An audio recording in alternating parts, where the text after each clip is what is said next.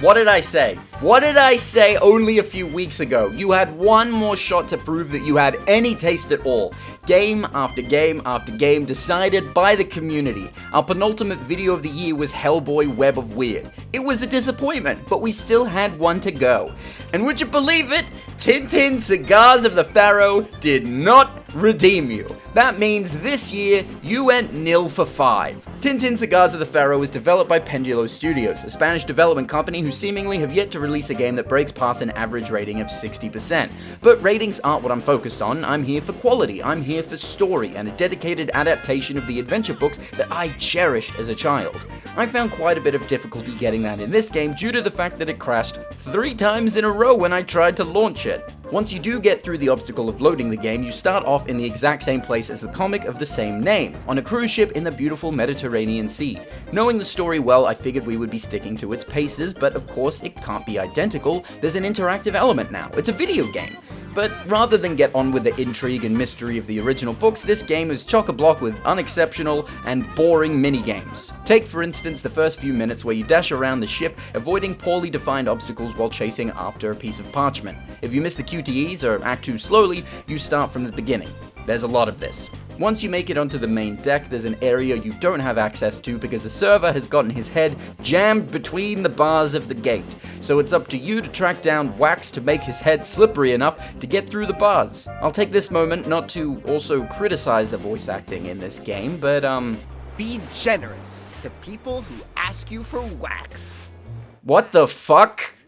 What? All of these random and unnecessary conversations wouldn't be so bad if they weren't so needlessly long. And to top it all off, you can't skip them. Any of them. Or any cutscene. Whenever anything happens, you're just trapped, stuck listening to these interesting performances. Anyway, the story goes that you're supposed to follow the bumbling Professor Sarcophagus, I forgot that was his name, all the way to Egypt to investigate the legendary tomb of the pharaoh Kiosk. The exact location of the Tomb of Kiosk. It's at this very spot that we shall find the Tomb of Kiosk. Maybe that's the Curse of Kiosk. And that's the comic. That's a good promise. There'll be interesting places to go and ancient ruins to explore. But first you need to play as the dog. Tintin gets framed for possessing opium, he gets arrested and then brought to the hold of the ship. Okay, that's an interesting development. Then you need to play as the dog. Make your way down to the hold so that you can help Tintin escape while avoiding being seen by anyone. If you get caught, you get a very short clip of Snowy sitting down and looking sad. At this point, I'd been playing the game for 45 minutes, and 1/3 of that had been spent playing as the dog doing stealth missions. Anyway, you manage to follow Tintin and the Thompson brothers all the way to the hold, and then Snowy just runs in with Tintin. Why did I need to sneak? Why? This is literally the same result. Anyway, locked away, Tintin then has to put the pieces together of this puzzle to help him escape the ship entirely. You collect useful tools and mechanics all around the room that would help you put together an answer to this riddle. Then you open up the ventilation shaft and you put Snowy inside and you're playing as the dog again! You then have to wander this metal maze with so many diverging paths and nothing indicating which way is the right way forward. I'm now an hour into this game, and almost half of it has been spent as Snowy. All of the elements presented within the first hour here are repeated endlessly for the remainder of the game. From the stilted and unimpressive QTE sequences, slow and annoying puzzles, and oddly paced cutscenes that are way too long and offer little to nothing in the way of anything helpful or interesting. It doesn't piece together well when you can't take more than 5 steps without being pulled into some relentless minigame or a cutscene with no reason to exist in the first place. It seems like it's been cursed with the idea that everything needs to be something. You should always be able to talk to people and help them with some stupid little side quests, like give this guy a glass of champagne with a ring in it and then watch his wife throw it overboard because she wants to quit drinking.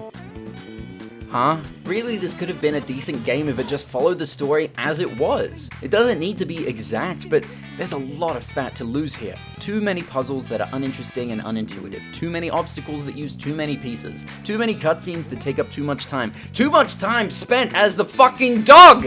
I'm not here to play as Snowy. I know there are parts of the book that just follow him doing his own mischievous little things. I also know that there aren't where he'd spent 10 minutes at events! 10 minutes at events!